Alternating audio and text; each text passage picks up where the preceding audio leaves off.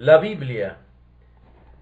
Le escribí las grandezas de mi ley y fueron tenidas por cosa extraña. Oseas 8:12. Esta es la queja de Dios en contra de Efraín. ¿No es una insignificante prueba de su bondad que él se incline para reprender a sus criaturas descarriadas? Es una grandiosa evidencia de su disposición llena de gracia que incline su cabeza para observar los asuntos de la tierra. Si él quisiera, podría envolverse con la noche como si fuese un vestido, podría poner las estrellas alrededor de su mano como si fueran un brazalete, y ceñir los soles alrededor de su frente como una diadema. Puede morar solo, lejos, muy por encima de este mundo, arriba en el séptimo cielo, y contemplar con calma y silenciosa indiferencia todas las actividades de las criaturas. Podría hacer como Júpiter, que según creían los paganos, se sentaba en perpetuo silencio, haciendo señas a veces con su terrible cabeza, para hacer que las parcas hicieran lo que le placiera, pero ignorando las cosas pequeñas de esta tierra y considerándolas indignas de llamar su atención, absorto en su propio ser, absorto en sí mismo, viviendo solo y apartado. Y yo, como una de sus criaturas, podría ascender a la cumbre de una montaña y mirar a las estrellas silenciosas y decirles: ustedes son los ojos de Dios, pero ustedes no me miran a mí. La luz de ustedes es un don de su omnipotencia, pero esos rayos no son sonrisas de amor para mí. Dios, el poderoso Creador, me ha olvidado. Soy una gota despreciable en el océano de la creación, una hoja seca en el bosque de los seres vivientes, un átomo en la montaña de la existencia. Él no me conoce. Estoy solo, solo. Pero no es así, amados. Nuestro Dios es de un orden diferente. Él nos observa a cada uno de nosotros. No existe ni un gorrión ni un gusano que no se encuentre en sus decretos. No hay una persona sobre la que no se posen sus ojos. Nuestros actos más secretos les son conocidos. Cualquier cosa que hagamos, que soportemos o que suframos, el ojo de Dios siempre descansa sobre nosotros y su sonrisa nos cubre, pues somos su pueblo, o su enojo nos envuelve, pues nos hemos apartado de él. Oh, Dios es 10,000 veces misericordioso, pues contemplando a la raza del hombre, no la arranca de la existencia con una sonrisa. Vemos por nuestro texto que Dios se interesa por el hombre, por cuanto dice a Efraín: le escribí las grandezas de mi ley, y fueron tenidas por cosa extraña. Pero vean cómo, cuando observa el pecado del hombre, no lo destroza ni lo rechaza a puntapiés, ni tampoco lo sacude por el cuello sobre el golfo del infierno hasta hacer tambalear su cerebro por el terror, para finalmente arrojarle en él para siempre. Por el contrario, Dios desciende del cielo para argumentar con sus criaturas, discute con ellas, se rebaja, por así decirlo, al mismo nivel del pecador, le expone sus quejas y define sus derechos. Oh Efraín, te he escrito las grandezas de mi ley, y fueron tenidas por cosa extraña.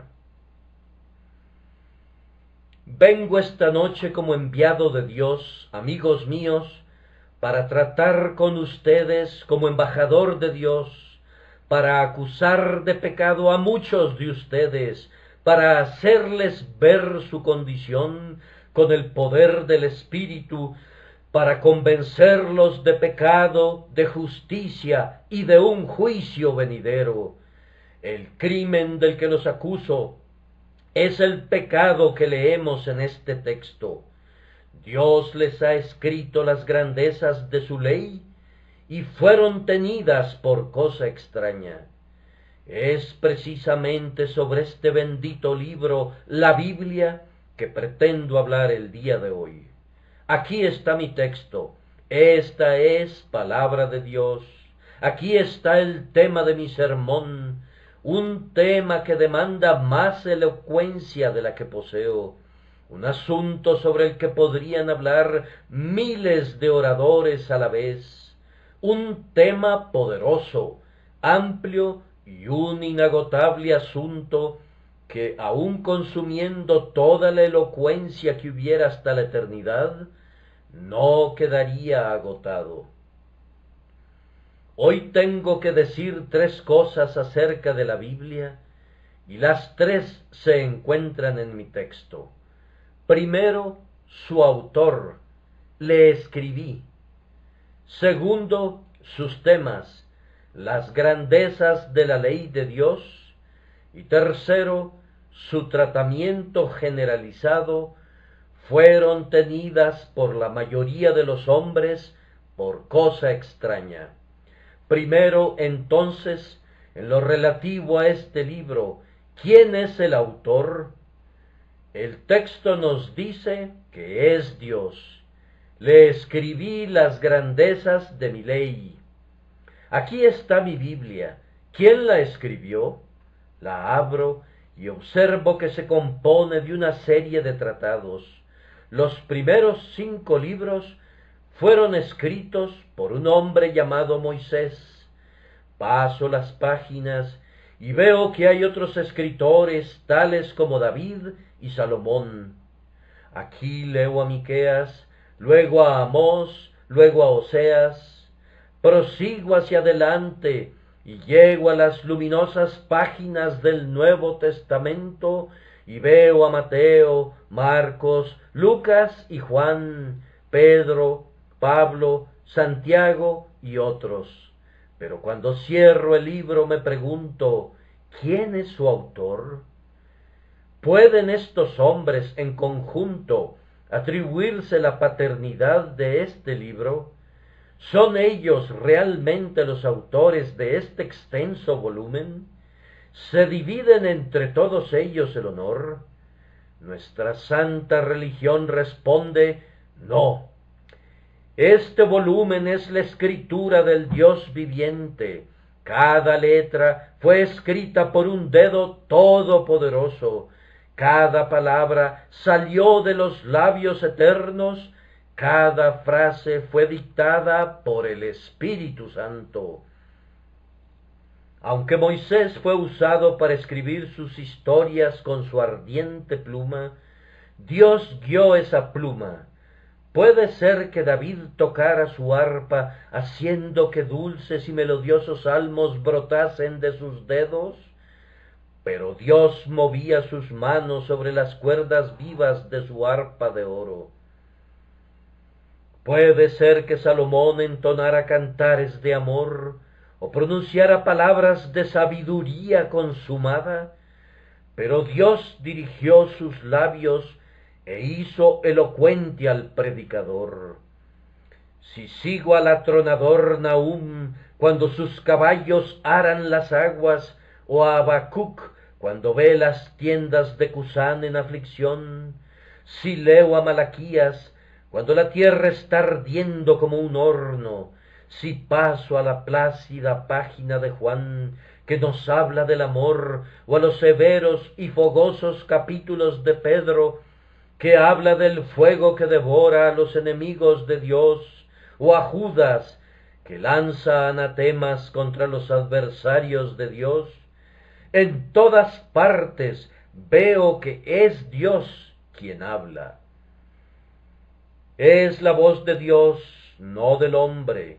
Las palabras son las palabras de Dios, las palabras del Eterno, del Invisible, del Todopoderoso, del Jehová de esta tierra. Esta Biblia es la Biblia de Dios, y cuando la veo, me parece oír una voz que surge de ella diciendo: soy el libro de Dios, hombre, léeme. Soy la escritura de Dios, abre mis hojas, porque fueron escritas por Dios, léelas, porque Él es mi autor, y lo podrás ver visible y manifiesto en todas partes. Le escribí las grandezas de mi ley. ¿Cómo sabemos que Dios escribió este libro? No intentaré responder a esta pregunta. Podría hacerlo si quisiera, porque hay razones y argumentos suficientes, pero no pienso robarles su tiempo esta noche exponiendo esos argumentos a la consideración de ustedes. Pero no voy a hacer eso. Si quisiera, les podría decir que la grandeza del estilo está por encima de cualquier escritura mortal, y que todos los poetas que en el mundo han existido, con todas sus obras juntas, no podrían ofrecernos una poesía tan sublime, ni un lenguaje tan poderoso como los podemos encontrar en las Escrituras.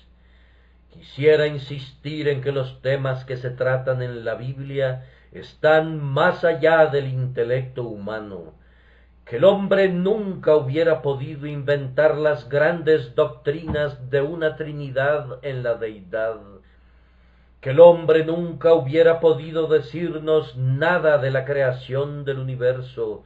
Ningún ser humano hubiera podido ser el autor de la sublime idea de la providencia, que todas las cosas son ordenadas según la voluntad de un grandioso Ser Supremo, y que todas ellas obran conjuntamente para bien.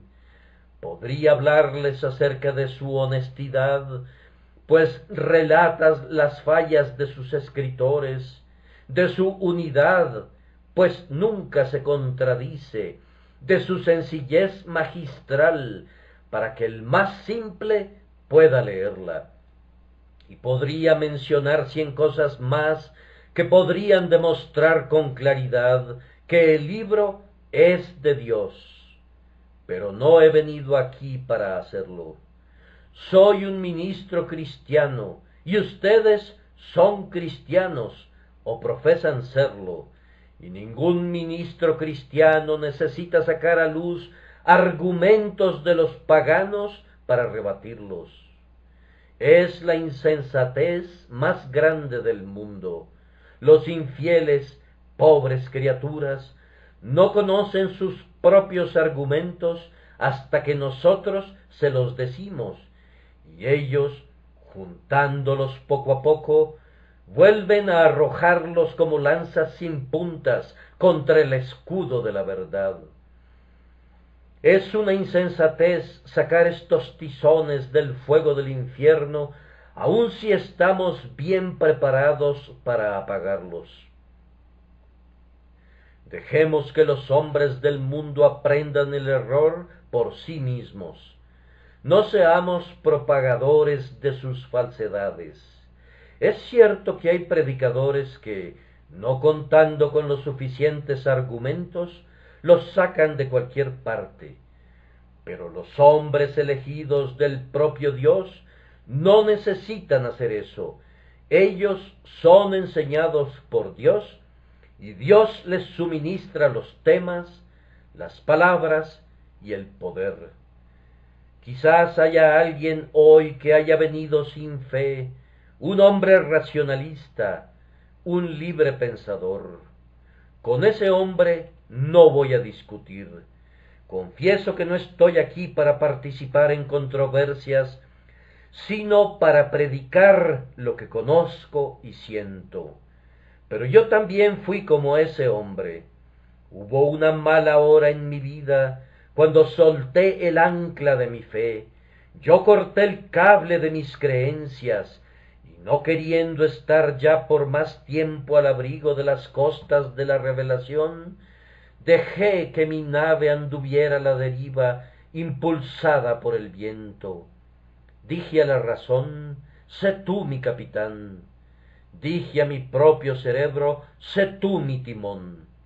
Y así comencé mi loco viaje. Gracias a Dios, ya todo eso terminó. Pero les contaré su breve historia. Fue una navegación precipitada por el tempestuoso océano del libre pensamiento. Conforme avanzaba, los cielos empezaron a oscurecerse, pero para compensar esa deficiencia, las aguas eran brillantes con fulgores esplendorosos. Yo veía que volaban chispas agradables y pensé, si esto es el libre pensamiento, es algo maravilloso. Mis pensamientos parecían gemas, y yo esparcía estrellas con mis dos manos. Pero pronto, en lugar de aquellos fulgores de gloria, vi horrendos demonios, fieros y terribles, surgiendo de las aguas, y conforme proseguía, ellos rechinaron sus dientes haciendo gestos burlones, se aferraron a la proa de mi barco y me arrastraron, mientras yo, en parte, me sentía feliz por la velocidad a la que iba, pero, sin embargo, me estremecía por la rapidez terrífica con la que dejaba atrás los viejos pilares de mi fe. Conforme seguía avanzando a una velocidad espeluznante, comencé a dudar hasta de mi propia existencia, dudaba que el mundo existiera, dudaba que hubiera tal cosa como mi propio yo. Llegué al borde del mismo de los dominios sombríos de la incredulidad. Me fui hasta el fondo mismo del mar de la infidelidad. Dudaba de todo. Pero aquí Satanás se engañó a sí mismo, porque la propia extravagancia de las dudas me demostró lo absurdo de ellas. Justo cuando vi el fondo de ese mar, escuché una voz que decía, ¿acaso esta duda puede ser verdad?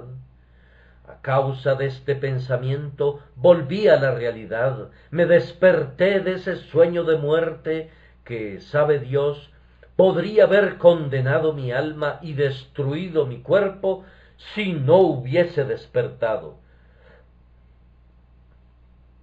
Cuando me levanté, la fe tomó el timón. A partir de ese momento ya no dudé. La fe condujo mi barca de regreso. La fe gritaba, lejos de aquí, lejos de aquí.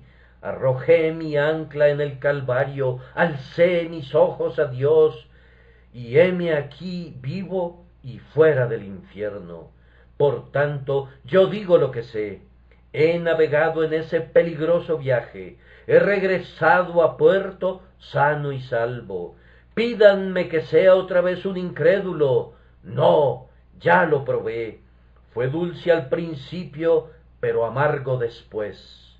Ahora, atado al Evangelio de Dios más firmemente que nunca, parado sobre una roca más dura que el diamante, desafío los argumentos del infierno a que me muevan, porque yo sé a quién he creído, y estoy seguro que es poderoso para guardar mi depósito para aquel día. Pero no voy a refutar ni a argumentar esta noche. ¿Ustedes profesan ser hombres cristianos? Pues de lo contrario no estarían aquí. Aunque la profesión de ustedes bien puede ser falsa, lo que ustedes dicen ser puede ser exactamente lo contrario de lo que realmente son. Pero aún así, yo supongo que todos ustedes admiten que esta es la palabra de Dios. Voy a compartir un par de pensamientos al respecto. Le escribí las grandezas de mi ley.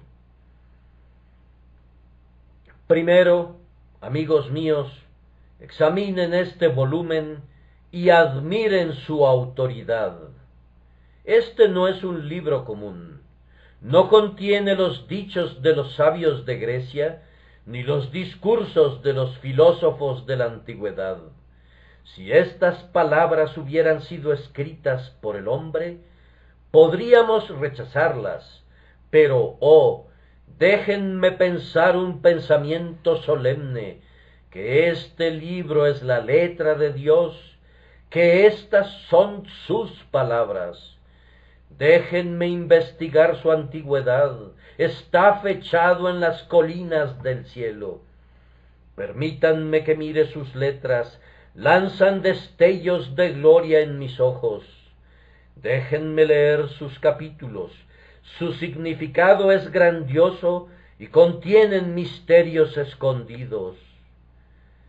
Vayamos a las profecías, están llenas de inefables maravillas. Oh libro de los libros, ¿y fuiste tú escrito por mi Dios? Entonces me postro ante ti. Tú, libro de vasta autoridad, tú eres una proclamación del emperador del cielo. Lejos esté de mí ejercitar mi razón para contradecirte. Razón, tu función es considerar y averiguar lo que este volumen quiere decir y no establecer lo que debería decir. Vamos ustedes, mi razón y mi intelecto, siéntense y escuchen, porque estas palabras son las palabras de Dios. Me siento incapaz de extenderme en este pensamiento.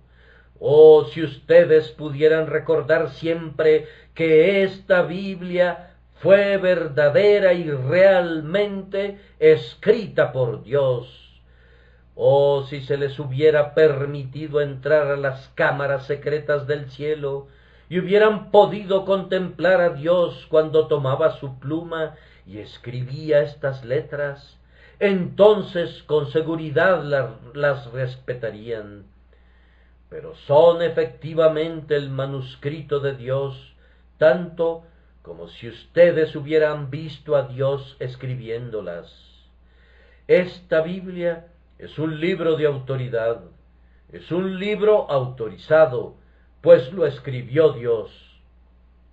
Oh, tiemblen, tiemblen, no sea que alguien lo desprecie, observen su autoridad, porque es la palabra de Dios.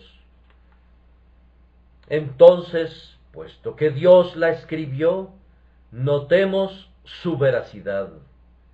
Si yo la hubiera escrito, habría críticos gusanos que de inmediato la atropellarían y la cubrirían con sus larvas malvadas. Si yo la hubiera escrito, no faltarían hombres que la destrozarían de inmediato y tal vez con mucha razón. Pero esta es la palabra de Dios. Acérquense ustedes, críticos, y encuéntrenle alguna falla.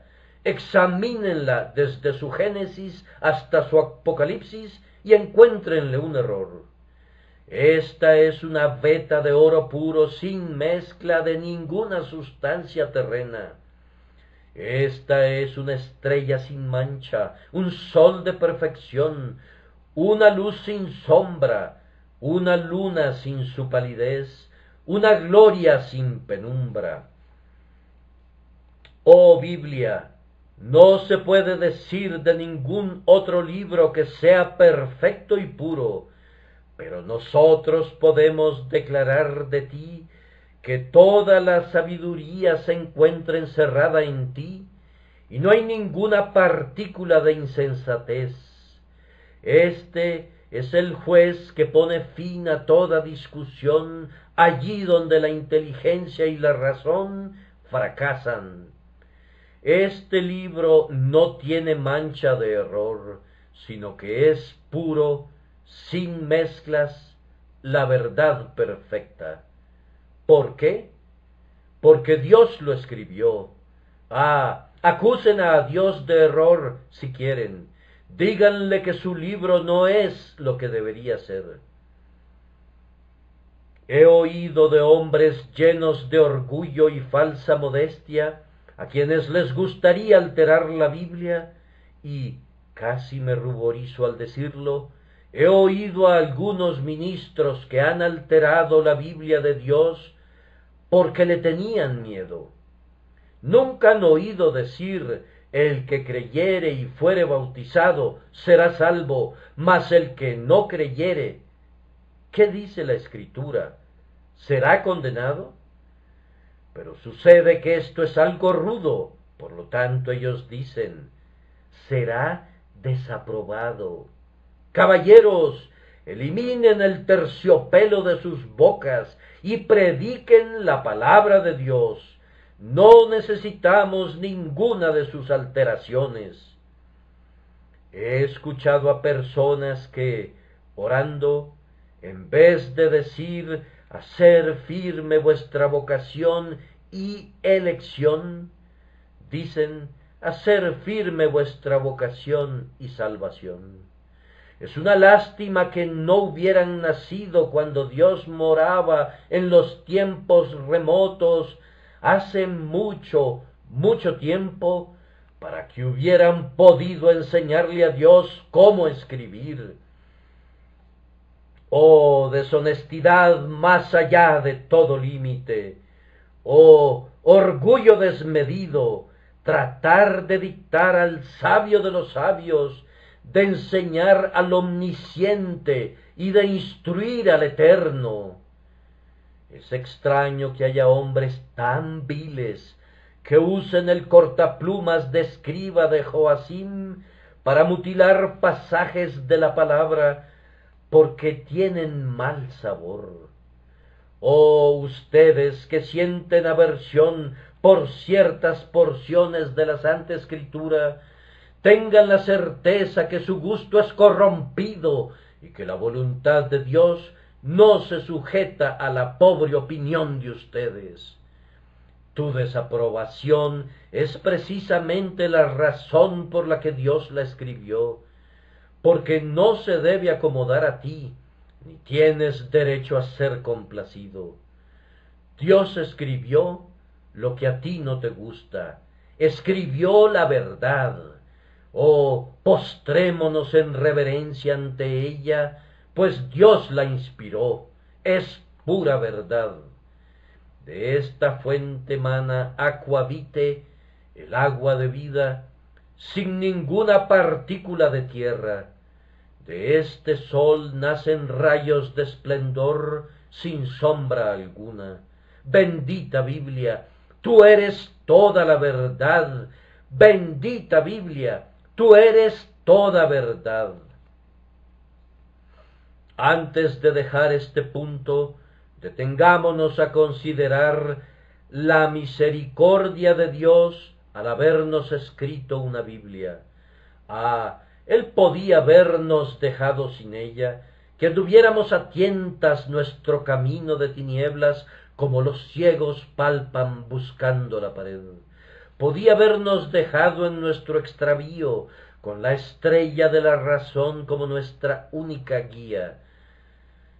Recuerdo una historia del señor Hume, quien constantemente afirmaba que la luz de la razón es suficiente en abundancia.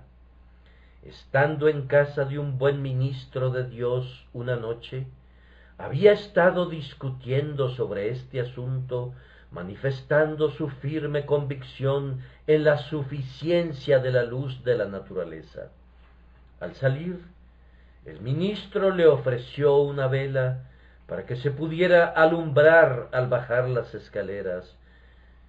Él dijo: no, la luz de la naturaleza será suficiente, con la luna me bastará. Pero ocurrió que una nube estaba ocultando a la luna y cayó escaleras abajo. Ah, dijo el ministro, a pesar de todo, hubiera sido mejor haber tenido alguna lucecita desde arriba, señor Hume. Entonces, aun suponiendo que la luz natural fuera suficiente, sería mejor que tuviéramos un poco de luz desde arriba, y de esta manera estaríamos seguros de estar en lo correcto. Es mejor tener dos luces que una. La luz de la creación es muy brillante. Podemos ver a Dios en las estrellas. Su nombre está escrito con letras de oro en el rostro de la noche. Pueden descubrir su gloria en las olas del océano, sí, y en los árboles del campo. Pero es mejor leer en dos libros que en uno. Le encontrarán aquí más claramente revelado, porque Él mismo ha escrito este libro y nos ha dado la clave para entenderlo si ustedes tienen al Espíritu Santo. Amados hermanos, demos gracias a Dios por esta Biblia, amémosla y considerémosla más preciosa que el oro más fino. Una observación más antes de pasar al segundo punto. Si esta es la palabra de Dios, ¿qué será de algunos de ustedes que no la han leído durante todo el último mes? ¿Un mes, dice usted? Yo no la he leído durante todo este último año. Ay, y muchos de ustedes no la han leído nunca. La mayoría de la gente trata la Biblia muy cortésmente. Tienen una edición de bolsillo bellamente encuadernada, la envuelven en un pañuelo blanco y así la llevan al lugar del culto. Cuando regresan a casa, la guardan en un cajón hasta el siguiente domingo por la mañana. Entonces, la vuelven a sacar para un paseo y la llevan a la capilla. Todo cuanto la pobre Biblia recibe es este paseo dominical. Ese es su estilo de entretener a este mensajero celestial. Hay suficiente polvo sobre algunas de las Biblias de ustedes como para escribir condenación con sus propios dedos. Muchos de ustedes ni siquiera la han hojeado desde hace mucho tiempo. ¿Y qué piensan? Les digo palabras duras, pero son palabras verdaderas. ¿Qué dirá Dios finalmente? Cuando vayan a su presencia, Él preguntará, ¿leíste mi Biblia? No. Te escribí una carta de misericordia. ¿La leíste? No. Rebelde, te envié una carta invitándote a venir. ¿La leíste alguna vez? Señor, nunca rompí el sello. Siempre la guardé bien cerrada. Desdichado, dice Dios, entonces tú mereces el infierno. Si te envié una epístola de amor y ni siquiera quisiste romper el sello, ¿qué haré contigo? Oh, no permitan que eso les suceda a ustedes. Sean lectores de la Biblia, sean escudriñadores de la Biblia. Nuestro segundo punto es los temas de los que trata la Biblia. Las palabras del texto son estas: le escribí las grandezas de mi ley. La Biblia habla de grandes cosas y solamente de grandes cosas. No hay nada en esta Biblia que no sea importante. Cada versículo contiene un solemne significado y si todavía no lo hemos encontrado, esperamos hacerlo. Ustedes han visto a las momias cubiertas de vendas. Bien, la Biblia de Dios es algo parecido. Hay numerosos rollos de lino blanco tejidos en el telar de la verdad, de manera que tendrán que continuar desenvolviendo rollo tras rollo, hasta encontrar el verdadero significado de lo que está escondido, y cuando crean haberlo hallado, aún continuarán desentrañando las palabras de este maravilloso volumen por toda la eternidad. No hay nada en la Biblia que no sea grandioso. Permítanme dividir para ser más breve. Primero, todas las cosas en esta Biblia son grandiosas. Segundo, algunas cosas son las más grandiosas de todas. Todas las cosas de la Biblia son grandiosas. Algunas personas piensan que no importa la doctrina que uno crea, que da lo mismo asistir a una iglesia o a otra, que todas las denominaciones son iguales. Hay un ser, la señora Intolerancia, a la que detesto más que a nadie en el mundo y a la que jamás he hecho ningún cumplido ni he elogiado. Pero hay otra persona a la que odio igualmente. Se trata del señor Latitudinarismo, individuo bien conocido que ha descubierto que todos somos iguales. Ahora, yo creo que una persona puede ser salva en cualquier iglesia. Algunas han sido salvas en la iglesia de Roma, unos pocos hombres benditos cuyos nombres podría citar aquí. También sé, bendito sea Dios, que grandes multitudes son salvas en la iglesia de Inglaterra. En ella hay una hueste de sinceros y piadosos hombres de oración. Creo que todas las ramas del protestantismo cristiano tienen un remanente según la elección de gracia y necesitan tener, algunas de ellas, un poco de sal, pues de lo contrario se corromperían. Pero cuando me digo, ¿se imaginan que las coloco a todas al mismo nivel? ¿Están todas igualmente en lo cierto? Una dice que el bautismo de infantes es correcto, otras afirman que no es correcto. Algunos dicen que ambas tienen razón, pero yo no lo veo así. Una enseña que somos salvos por la gracia soberana, otra dice que no, sino que es nuestro libre albedrío el que nos salva. Con todo, otros dicen que las dos están en lo cierto. Yo no lo entiendo así. Una dice que Dios ama a su pueblo y nunca dejará de amarlo. Otra afirma que no amó a su pueblo antes de que ese pueblo lo amara, que unas veces lo ama y otras deja de amarlo volviéndole la espalda. Ambas pueden tener razón en lo esencial, pero nunca cuando una dice sí y otra no. Para verlo así necesitaría unos lentes que me ayudaran a ver hacia atrás y hacia adelante al mismo tiempo. No puede ser, señores, que ambas tengan razón, a pesar de que hay quien dice que las diferencias no son esenciales.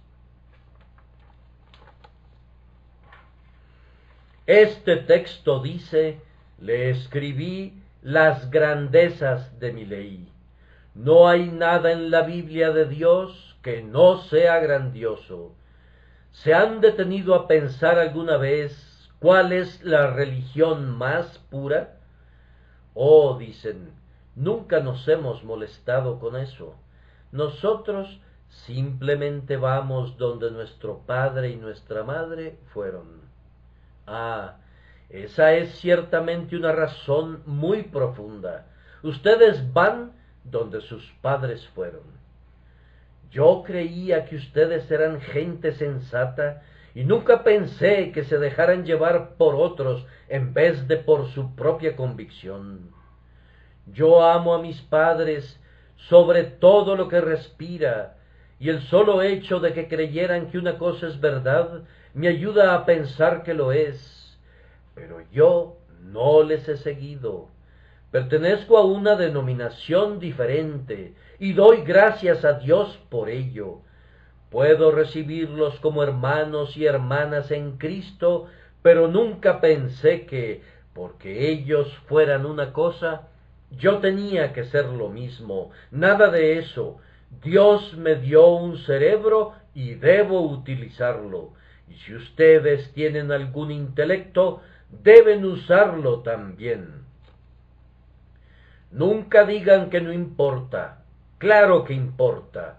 Todo cuanto Dios ha escrito aquí es de importancia eminente.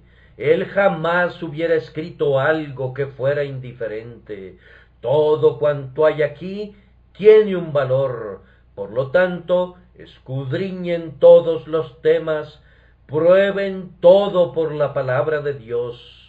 No tengo ninguna objeción en que lo que yo predique sea aprobado por este libro. Denme solamente un auditorio imparcial y ningún favor especial, y este libro, y si digo algo contrario a él, voy a retractarme de eso el domingo siguiente. Por esto me mantengo firme o caigo. Busquen y miren, pero nunca digan no importa. Cuando Dios dice algo, siempre es de importancia. Pero aunque todas las cosas en la palabra de Dios son importantes, no todo es importante en la misma medida. Hay ciertas verdades vitales y fundamentales que deben ser creídas, o de lo contrario el hombre no podría ser salvo. Si quieren saber qué es lo que deben creer para ser salvos, encontrarán las grandezas de la ley de Dios entre estas cubiertas.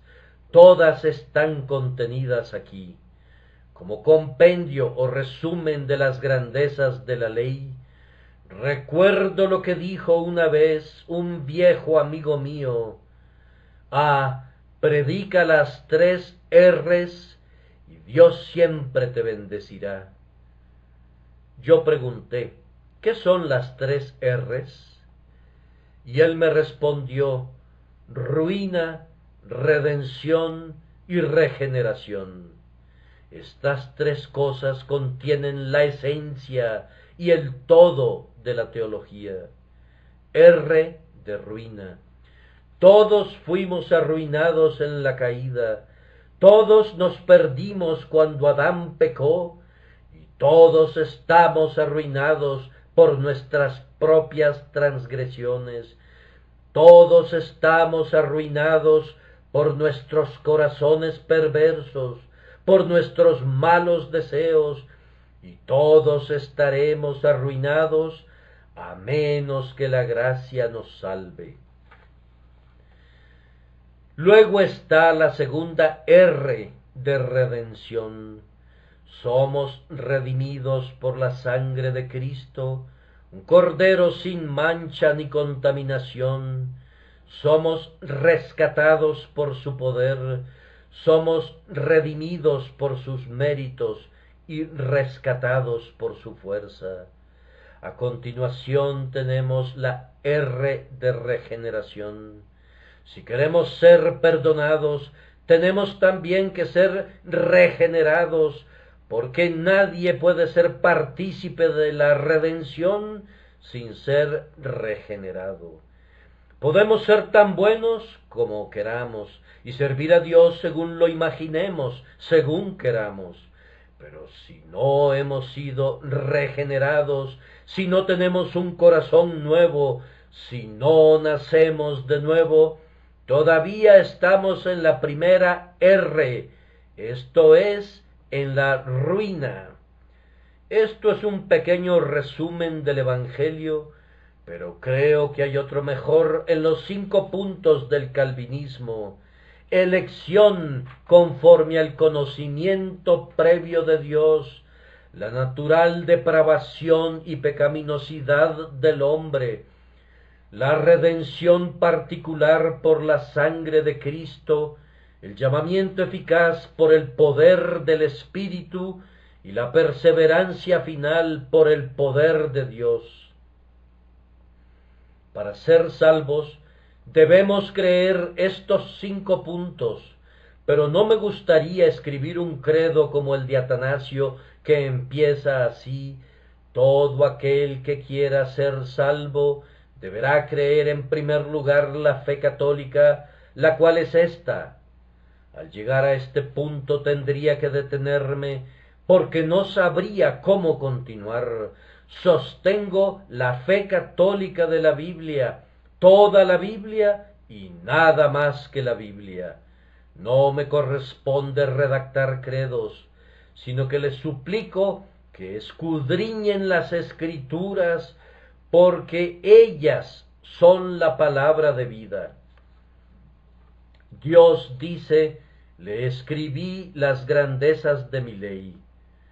¿Dudan de su grandeza?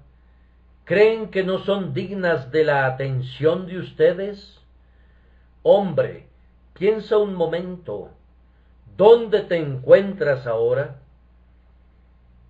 He aquí, en un estrecho trozo de tierra, en mitad de 2 mares sin límites, 1 pulgada de tiempo, el espacio de un momento, puede alojarme en aquel lugar celestial o encerrarme en el infierno. Recuerdo que una vez estaba yo en la playa, en una estrecha franja de tierra, sin preocuparme que la marea pudiera subir. Las olas lavaban constantemente a ambas orillas, y envuelto en mis pensamientos, permanecí allí por largo rato. Cuando quise regresar, me encontré ante una dificultad. Las olas habían cortado el camino.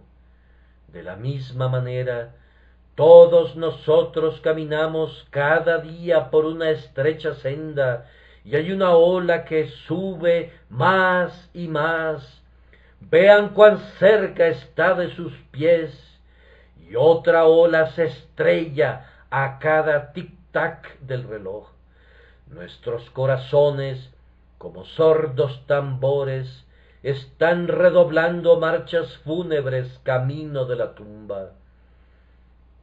Cada momento que vivimos es un avance hacia la tumba, pero este libro me dice que, si soy convertido, cuando muera me recibirá un cielo de gozo y amor.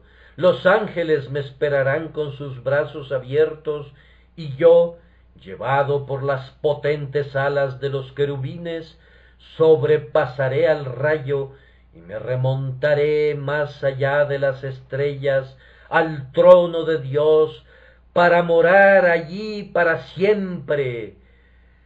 Lejos de un mundo de pecado y dolor, moraré allí siempre con Dios. Oh, esto hace que mis ojos derramen lágrimas tibias. Esto hace que mi corazón se vuelva demasiado grande para mi pecho, y mi cerebro gire ante el solo pensamiento de: Jerusalén, mi hogar feliz, tu nombre es siempre dulce para mí. Oh, esa dulce escena más allá de las nubes, dulces campos revestidos de verde vivo y ríos de delicia. ¿No son estas cosas grandiosas? Pero entonces, pobre alma no regenerada, la Biblia dice que si tú estás perdido para siempre. Te dice que si mueres sin Cristo, sin Dios, no hay esperanza para ti, que hay un lugar sin ningún rayo de esperanza, donde leerás grabado con letras de fuego: conocías tu deber, pero no lo cumpliste. Te dice que serás echado de su presencia con un: apartaos de mí. ¿Acaso no es grandioso todo eso?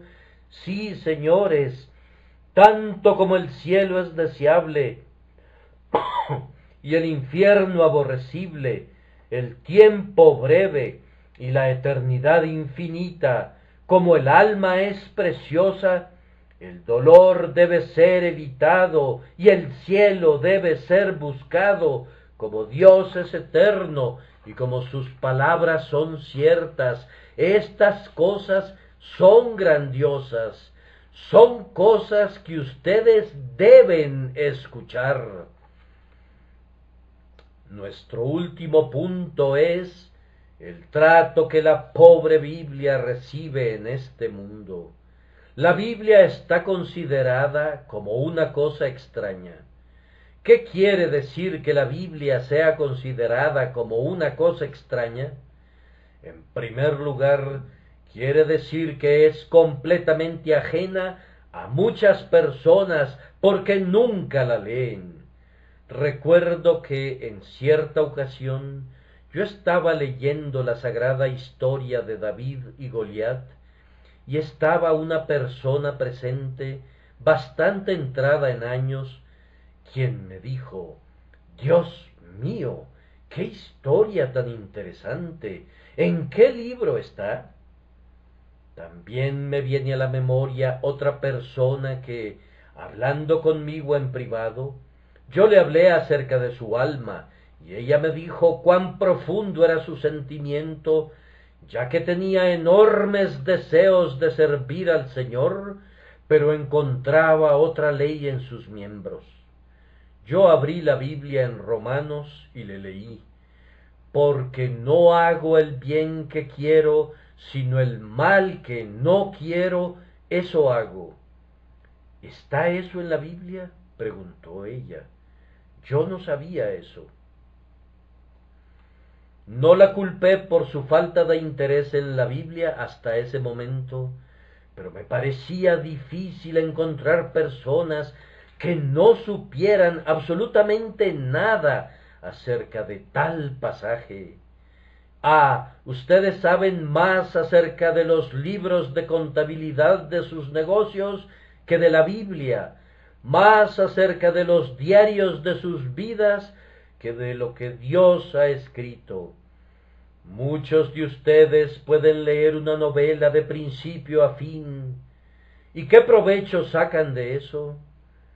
Un bocado de pura espuma al haberla terminado. Pero no pueden leer la Biblia. Este manjar sólido, perdurable, sustancioso y que satisface, permanece sin ser probado, guardado en la alacena del abandono, mientras que todo cuanto escribe el hombre, el plato del día, es devorado con avidez. Le escribí las grandezas de mi ley y fueron tenidas por cosa extraña. Ustedes nunca la han leído. Tengo esa dura acusación contra ustedes. Tal vez ustedes responden que no debo culparlos por una cosa así, pero siempre pienso que más vale tener una peor opinión de ustedes que una opinión demasiado buena. Los culpo de esto. Ustedes no leen su Biblia. Algunos de ustedes nunca la han leído completa y su corazón les dice que lo que estoy diciendo es verdad. No son lectores de la Biblia. Ustedes afirman que tienen una Biblia en la casa. ¿Acaso pienso que son tan paganos que no tienen una Biblia en la casa? Pero, ¿cuándo fue la última vez que la leyeron? ¿Cómo saben que los lentes que perdieron hace 3 años no están en el mismo cajón que la Biblia? Muchos de ustedes no han leído ni una sola página desde hace mucho tiempo, y Dios podría decirles: le escribí las grandezas de mi ley, y fueron tenidas por cosa extraña. Hay otros que leen la Biblia, pero cuando la leen dicen que es terriblemente árida. Aquel joven que está allá Opina que es muy aburrida, esa es la palabra que usa.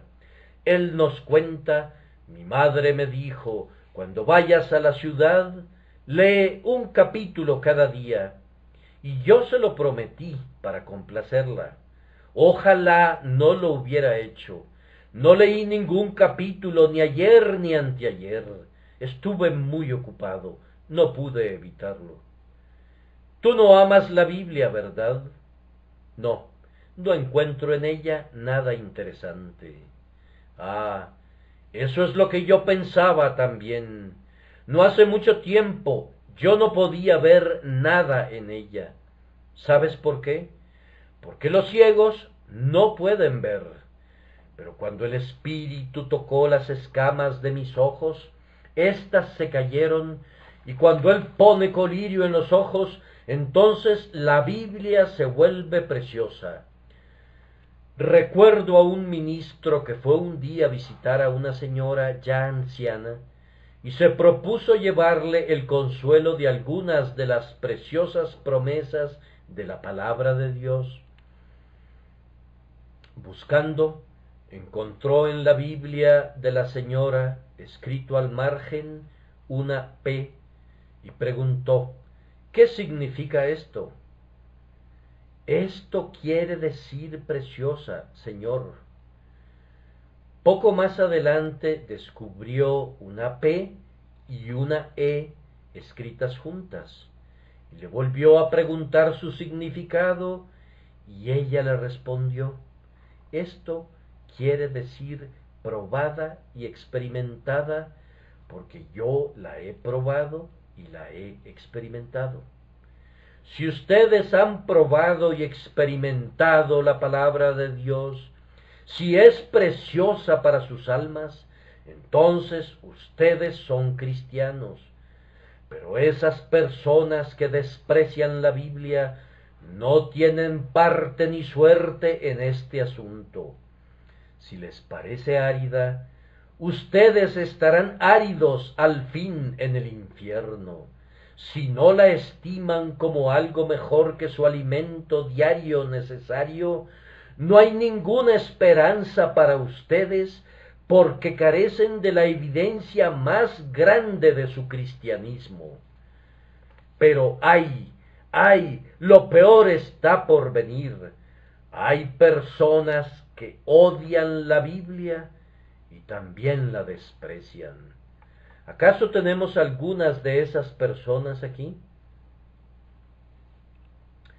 Algunos se habrán dicho, vayamos y oigamos lo que tiene que decirnos ese joven predicador. Pues bien, esto es lo que tiene que decirles. Mirad, oh menospreciadores, y asombraos y desapareced. Esto es lo que tiene que decirles, los malos serán trasladados al Seol, todas las gentes que se olvidan de Dios. Y también tiene que decirles esto, en los postreros días vendrán burladores, andando según sus propias concupiscencias. Pero aún más les dice hoy que si quieren ser salvos, deben encontrar la salvación aquí. Por lo tanto, no menosprecien la Biblia, escudriñenla, léanla, vengan a ella.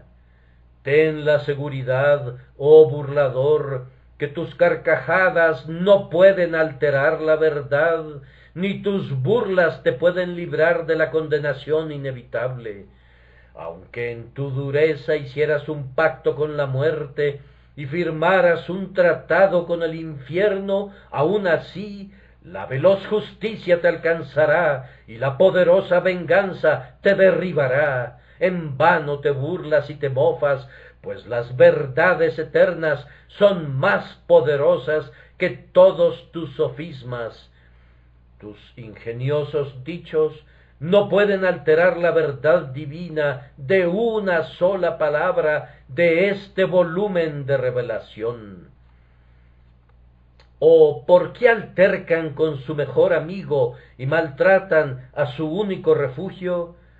Aún hay esperanza para el burlador, esperanza en las venas del Salvador, esperanza en la misericordia del Padre, esperanza en la obra omnipotente del Espíritu Santo.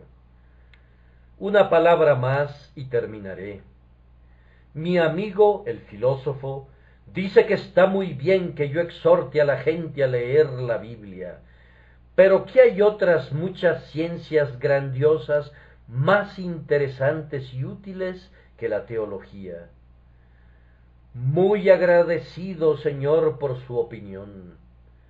¿A qué ciencia se refiere usted? ¿A la ciencia de disecar escarabajos y coleccionar mariposas? No, ciertamente no es a esa. ¿A la ciencia de analizar las rocas y de tomar muestras de la tierra y hablarnos de sus diferentes estratos? No, tampoco a esa precisamente. ¿A qué ciencia, pues? Él me responde, todas las ciencias en general son más importantes que la Biblia. Ah, señor, esa es su opinión, y habla de esa manera porque está lejos de Dios, pues la ciencia de Jesucristo es la más excelente de las ciencias. Que nadie deje la Biblia porque no es un libro culto y de sabiduría. Lo es. ¿Quisieran saber de astronomía? Está aquí. Ella habla del sol de justicia y de la estrella de Belén. ¿Quieren saber de botánica? Está aquí. Ella habla de unas plantas de renombre, el lirio de los valles y la rosa de Sarón. ¿Quieren saber de geología y mineralogía? Pueden aprender eso en la Biblia. Pueden leer acerca de la roca de los siglos y de la piedrecita blanca con un nombre nuevo grabado, el cual ninguno conoce, sino aquel que lo recibe. ¿Quieren estudiar historia? Aquí están los anales más antiguos del género humano. Cualquiera que sea la ciencia de que se trate, vengan y búsquenla en este libro. Esa ciencia está aquí. Vengan y beban de esta hermosa fuente del conocimiento y de la sabiduría, y descubrirán que serán hechos sabios para salvación. Sabios e ignorantes, niños y hombres, caballeros de cabellos blancos, jóvenes y muchachas, a ustedes les hablo, les pido y les suplico, respeten la Biblia y escudriñenla, porque a ustedes les parece que en ella tienen la vida eterna, y ella es la que da testimonio de Cristo. He terminado. Vayamos a casa y pongamos en práctica cuanto hemos oído. Conozco a una señora que, cuando se le preguntó sobre lo que recordaba del sermón del pastor, dijo, no recuerdo nada del mismo. Tenía que ver con pesas falsas y medidas fraudulentas, y yo no recordé nada excepto que cuando llegué a casa tenía que quemar mis medidas de grano. Así que si recuerdan cuando lleguen a sus casas quemar sus medidas, si recuerden cuando llegan a sus casas leer la Biblia, yo habré dicho lo suficiente. Quiera Dios, en su infinita misericordia, cuando lean la Biblia, poner en sus almas los rayos iluminadores del sol de justicia, por la obra del siempre adorable Espíritu. De este modo, todo cuanto lean será de provecho y para salvación. Podemos decir de la Biblia que es el escaparate del consejo revelado, en donde la felicidad y el dolor están colocados de tal manera que todo hombre sabe qué le corresponderá si interpreta todo correctamente. Es el índice de la eternidad, no podrá dejar de recibir la eterna felicidad quien se guíe por este mapa, ni puede equivocarse quien hable por él. Es el libro de Dios, quiero decir, el Dios de los libros, y pido que el que mire con enojo esa expresión como demasiado aventurada, ahogue sus pensamientos en silencio hasta encontrar otra.